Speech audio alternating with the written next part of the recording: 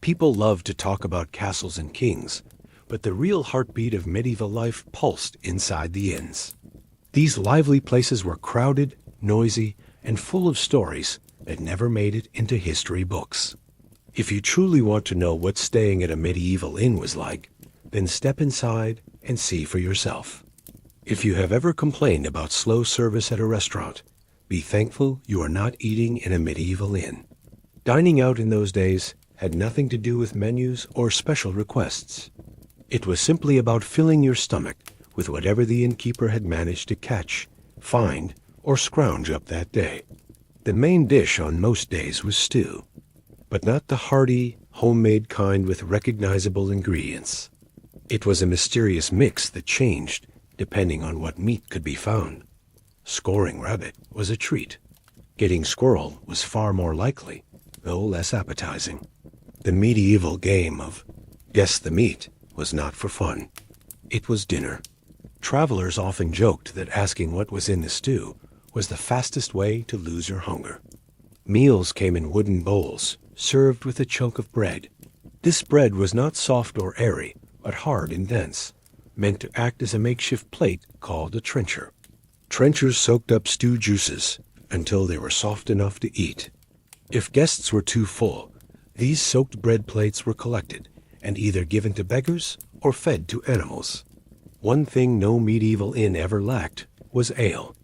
Many inns were actually required by law to keep bread and ale available at all times. This was not only for customer satisfaction, but for public service.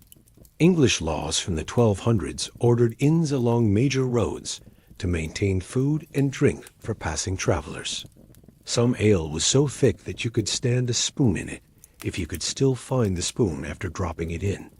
Medieval innkeepers were masters of recycling. Nothing edible was ever thrown away.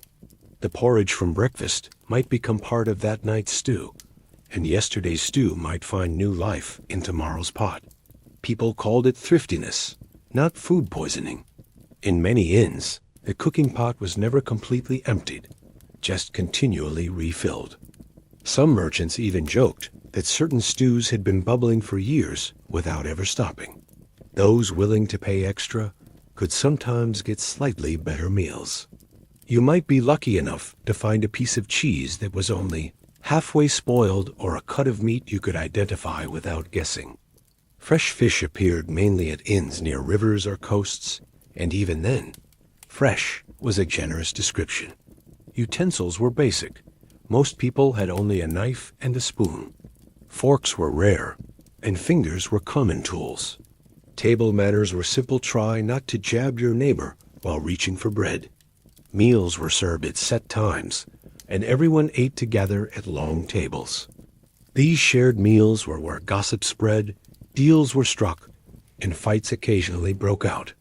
You might sit next to a merchant, a peasant, or a wandering pilgrim, all elbow to elbow on benches that had seen countless diners before you. When night came and everyone was full of stew and ale, the same hall where you had eaten turned into your sleeping quarters. Those long benches and rough tables would be pushed aside to make room for bedding. If you thought sharing a meal with strangers was close contact, the night ahead would prove otherwise. After a long day of travel, guests wanted rest, but privacy was a luxury no inn provided. Modern hotels offer individual rooms, clean sheets, and door locks. Medieval inns offered none of that. What they did offer was a crash course in socializing, whether you liked it or not. Private rooms were nearly unheard of. Common travelers slept together in large halls that doubled as dining areas. Once supper ended, innkeepers would scatter straw mattresses across the floor, and the dining room became the dormitory. The main rule was simple: fit in as many people as possible. A single inn might have only 1 or 2 sleeping areas, each crammed with several beds. The innkeeper decided how many bodies each bed could hold, and the answer was always more. 4 adults to a bed, the size of a modern double, was not uncommon. The motto might as well have been, "There's always room if you have coins." Beds were basic wooden frames with rope supports, and straw or hay-filled mattresses. If the place was high-end, wool was used instead. Sheets were rare and often unchanged between guests. Pillows were little more than sacks of hay or wool. Fleas, lice, and bedbugs were guaranteed. No one bothered to complain about them. They were just part of traveling. Records from 14th century England show that town officials had to pass laws forcing innkeepers to wash linens at least once every 3 months. That rule alone tells you everything about medieval hygiene. The worst part was not the lack of cleanliness, but the total loss of privacy. Travelers routinely shared beds with complete strangers.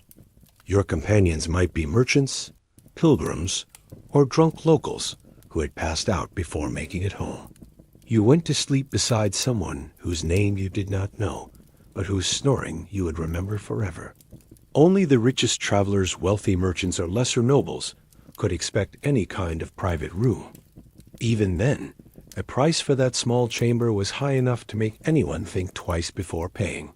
These private rooms usually had thin wooden walls and doors that could not be locked. Privacy was still a foreign concept, centuries away from being seen as a personal right. Even in these better quarters, solitude was a luxury you could not expect. Rats, mice, and insects claimed your room as their home long before you arrived. The mice did not pay for their stay, but they certainly enjoyed full access to the facilities. A particularly strange habit that feels shocking to modern minds was the presence of attendants or servants sleeping at the foot of their master's bed. A nobleman might have his personal guard lying across the doorway to his chamber, both as protection and because there was nowhere else for him to sleep. Travelers often brought their own bedding, which was a wise choice considering the state of the inn's provided linens. Many carried cloth sleeping sacks to place on top of the suspicious mattresses as a barrier against both the unknown stains and the crawling inhabitants within. As unpleasant as these sleeping situations might sound now, they played a social role in medieval life. News, gossip, trade, and friendships were often born in these crowded sleeping halls. Many travelers actually enjoyed the chance to meet new people while sharing the same cramped space. When everyone finally settled down for the night, packed together like fish in a barrel, and doing their best to ignore the roaring chorus of snores, the inn would slowly grow quiet, or so it seemed. Once the candles were blown out, a different kind of entertainment often began. Darkness did not stop the fun at medieval inns. Nightfall often marked the true start of the festivities, with the glow of firelight and bursts of laughter filling the air. Drinking was the main event. Medieval ale was nothing like the clear and bubbly beer we drink today. It was thick, cloudy, and usually warm, more like liquid bread with a pleasant kick. Records suggest that the average person in those times consumed nearly a gallon of ale every day. This was not purely for pleasure. Water was often dangerous to drink, while ale was safer because it was boiled during brewing. When the innkeeper offered another cup, it was not just for profit. It was also a form of public hygiene.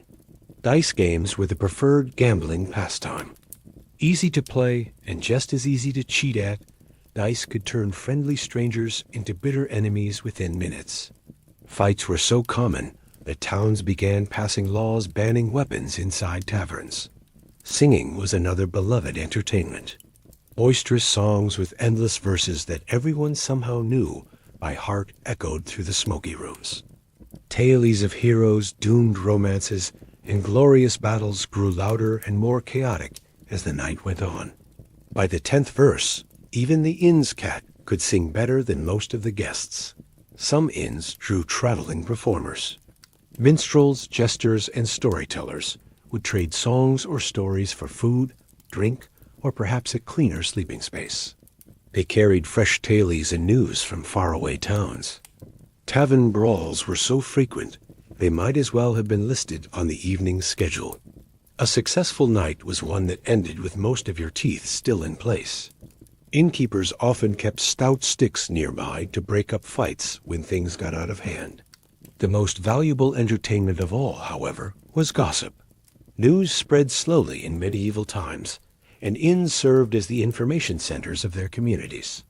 Without newspapers, an evening of drinking and conversation was how most people stayed informed about the world beyond their village. When the town's curfew bell rang, guests reluctantly returned to their shared rooms. The quick ones claimed decent sleeping spots first, while the slower ones ended up beside the loudest singer from earlier in the night. Once the fun was over, and everyone was squeezed together in the dark, certain rules were supposed to be followed. But as you can imagine, enforcing rules in a medieval inn was about as effective as trying to organize a flock of cats. Rules did exist, but they were more suggestions than commands, backed only by the innkeeper's stick if necessary. The first rule: pay your bill on time or face the consequences. Innkeepers were not known for their patience when it came to money. Records from 13th century England show that guests who failed to pay could have their horses, clothes, or weapons taken until debts were cleared. Some unlucky travelers worked off what they owed by cleaning stables, which was a serious downgrade from the already rough beds inside. The second rule: no fighting with swords indoors. It sounds obvious, yet it was common enough that many towns created specific laws against it. The fine for drawing a sword in a London tavern in 1273 was 20 shillings, a steep price when a bed for the night might cost a single penny. Smaller knives, however, were acceptable since everyone used them for eating. The line between eating knife and weapon was very flexible. The third rule: keep quiet after curfew. Most towns rang bells around 9 in winter and 10 in summer to signal bedtime. Afterward, the doors were locked and silence was expected. Of course, this mostly applied to smaller inns in quiet neighborhoods. The larger ones along major roads kept the celebration going long after curfew, especially when local officials joined in. The fourth rule: do not steal from other guests. It should have been common sense, but theft was rampant. Some innkeepers posted warnings that they were not responsible for stolen items, while others offered secure storage for an extra fee, naturally. Travelers soon learned to keep their money pouches hidden under their pillows or tied securely around their necks. Fifth rule: do not bring sickness into the inn. During outbreaks of plague, anyone showing possible symptoms could be denied entry without argument. Since medical understanding was extremely limited, even a mild cough, a fever, or a few spots on the skin might be enough to get a traveler turned away to sleep in the woods. Some towns required visitors to wait outside their walls for several days before entering, a very early form of quarantine. The enforcement of these rules varied widely. In small villages where everyone knew each other, social pressure usually kept guests in check.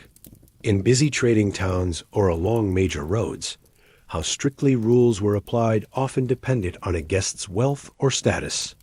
A rich merchant could break every rule and get only a polite warning, while a poor traveler might be thrown out for spilling a mug of ale. Records from medieval England show that innkeepers were also subject to regulation. They could be fined for watering down drinks, using false measurements, or allowing gambling after hours.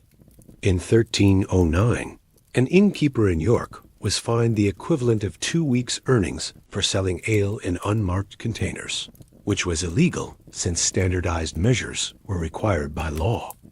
Some inns added their own house rules beyond these official ones. Guests might be expected to join in morning prayers, supply firewood for the common room, or help with chores during long stays. Whether these duties were met with good humor or grumbling complaints usually depended on how much ale had been consumed the night before. Despite efforts at order, medieval inns were far from safe retreats. Between the questionable food, shared bedding, and shady company, staying at an inn could feel like trading one danger for another. Even with posted rules and vigilant owners, inns gained a strong reputation for being risky places. Travelers who arrived with full purses often woke up with empty ones. Robbery was not limited to the open road. It thrived right under the inn's roof. Many inns across Europe became known as centers of criminal activity. Some innkeepers secretly worked with thieves, pointing out wealthy guests in exchange for a share of the loot. The arrangement was simple. The innkeeper told the thieves which rooms held the richest travelers, and the thieves rewarded them with part of the spoils. Court records from 14th century England mention hundreds of cases involving innkeepers accused of assisting in robberies against their own customers. Your host might have served you the worst stew imaginable, but he also provided a roof over your head and a clear tip to the thieves about where you were sleeping. The methods used by inn thieves were alarmingly clever.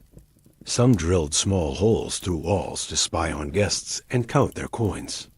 Others waited until their victims were deeply asleep, then crept into the shared sleeping spaces. The smarter criminals mingled with travelers at dinner, chatting and learning details about their wealth or plans over drinks. To protect themselves, travelers developed practical defenses. Many sewed gold coins into the linings of their clothes. Others wore secret money belts beneath their tunics. Merchants often moved in groups, taking turns to stand watch through the night. Records from Paris in the early 1300s suggest that about 1 in 5 crimes took place in or near inns. The real number was likely higher, since many victims never bothered reporting thefts when they were just passing through.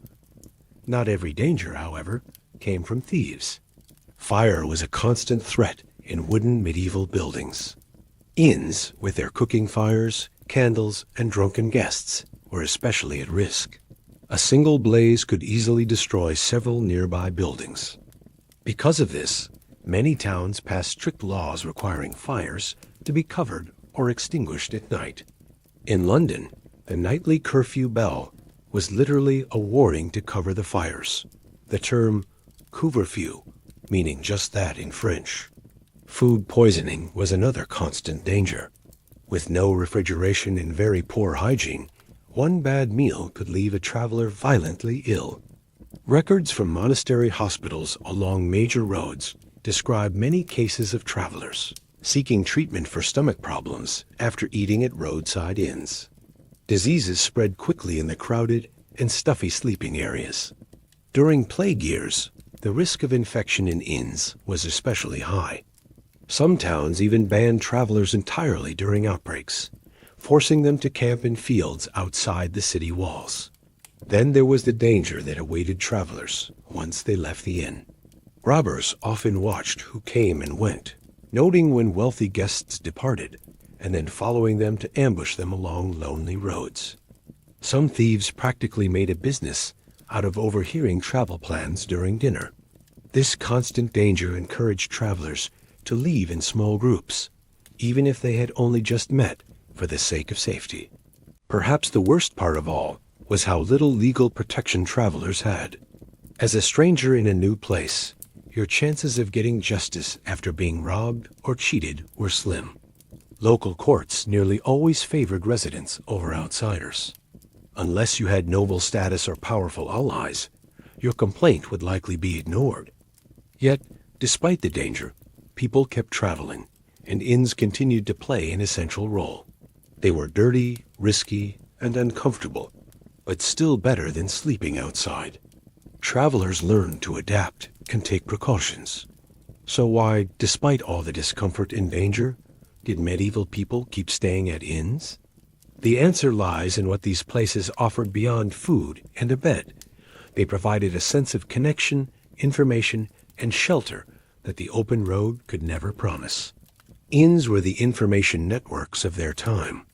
In a world that lacked phones, the internet, and dependable postal systems, they became the centers where news and stories flowed most freely. Merchants gathered to discuss trade conditions in faraway towns. Farmers exchanged word about weather patterns that could affect their harvests. Artisans shared new techniques and tools. A medieval inn was essentially social media, except the arguments could end with an actual fistfight. These lively establishments played an important role in shaping what would one day become postal routes. By the late 1300s, some inns had organized systems for passing letters from one location to another. Messengers would stop to rest and eat, and during that time, Their mail would be transferred to the next trusted carrier, heading in the same direction. This informal method eventually developed into early mail services. Historical records from 5th-10th century German territories show that innkeepers were sometimes paid by officials to hold and deliver written messages. Inns also became reliable landmarks for travelers in an era when maps were vague and signposts rare. Their existence helped define major routes and junctions. Many modern roads still follow paths first established by the placement of medieval inns, spaced roughly a day's journey apart. In England alone, more than 300 roads today include the word inn in their names, reminders of where these places once stood. For traders and merchants, inns provided more than food and shelter. They offered relatively secure storage for valuable goods. Some inns had locked storerooms or strong chests where merchandise could be kept overnight. This protection, imperfect as it was, made long-distance trade safer and helped local economies grow. In some medieval towns, leaders even granted tax benefits to encourage the building of inns along major trade routes. Inns naturally evolved into business meeting points. Records from commercial centers like Bruges and Florence show that innkeepers often served as witnesses to contracts and exchanges. Certain inns became associated with particular trades.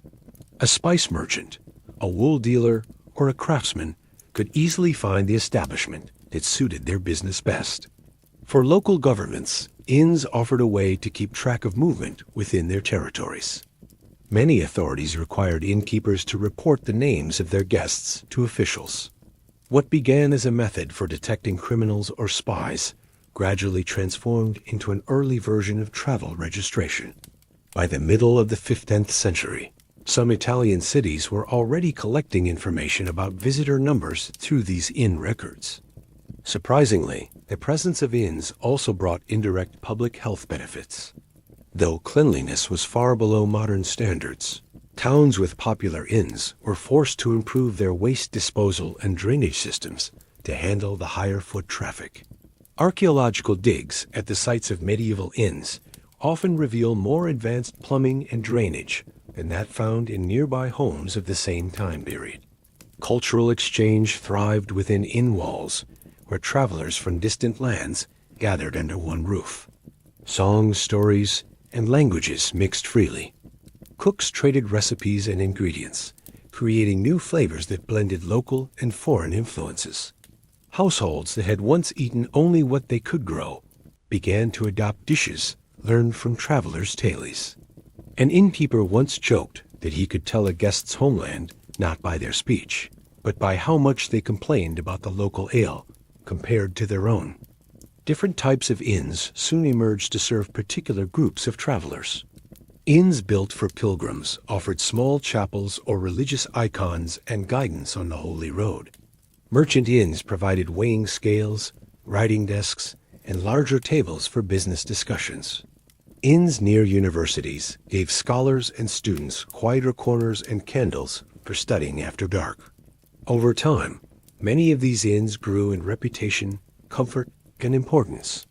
Some of Europe's oldest hotels trace their history back to these medieval foundations.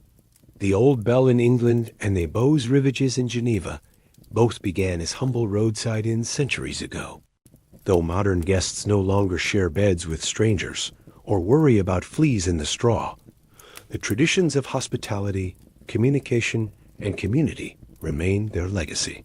From news centers to business hubs, from safe shelters to crossroads of culture, medieval inns were far more than simple rest stops. They were the vital arteries that connected people and places, laying the groundwork for a more connected and interdependent world.